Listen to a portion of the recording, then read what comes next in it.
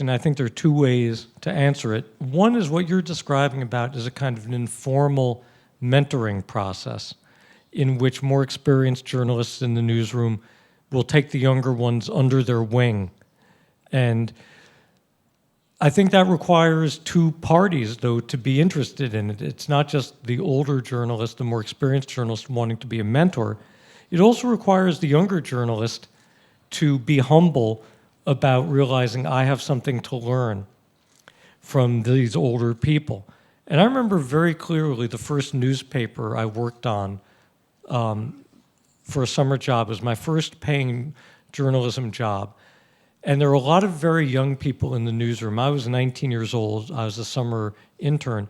But a lot of the full-time reporters were just out of college, 21, 22 years old. And then there were a lot of reporters who at that time seemed very old. Now that I'm 63, they seem young. But then they seemed old because they're probably 50, 55 years old. And it's tempting to think that they're the old timers. What could they know? Why do we need to pay attention to them? And one of the really important realizations some of us young reporters came to is that some of those older reporters were incredible sources of wisdom. It wasn't just specific skills they had. It was something deeper than skills. It was wisdom and judgment and temperament and perspective. And we had some really interesting, friendships almost, but mentoring relationships that spanned sometimes 25 or 30 years. But both sides of that age divide have to be willing to do it.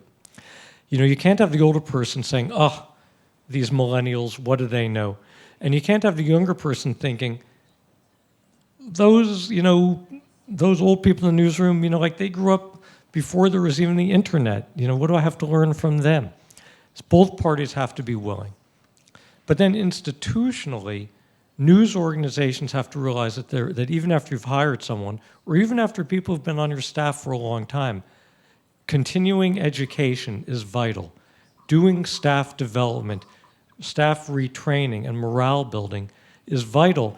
And unfortunately, a lot of news organizations in the US have stopped doing that, not because they don't want to, but they feel like we're cutting our budget, something has to be cut, let's cut some of those staff development workshops we used to do.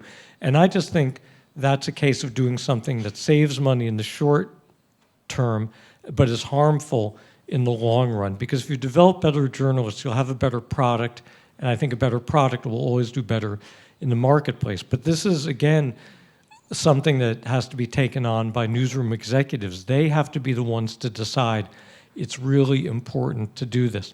And it doesn't have to be a huge time commitment. I happen, for a variety of reasons, to be very close to the editors on the Minneapolis Tribune, which I mentioned before, and they're very committed to doing staff development still. And it's not a big, expensive thing, but it's one afternoon a week. I think it's every Wednesday at noon for an hour.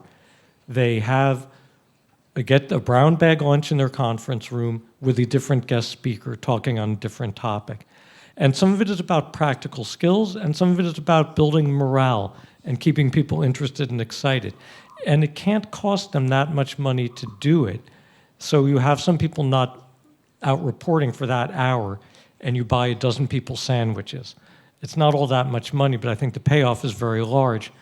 And yet, unfortunately, a lot of news organizations have looked at things like that as a place where they can cut a little bit out of their budget.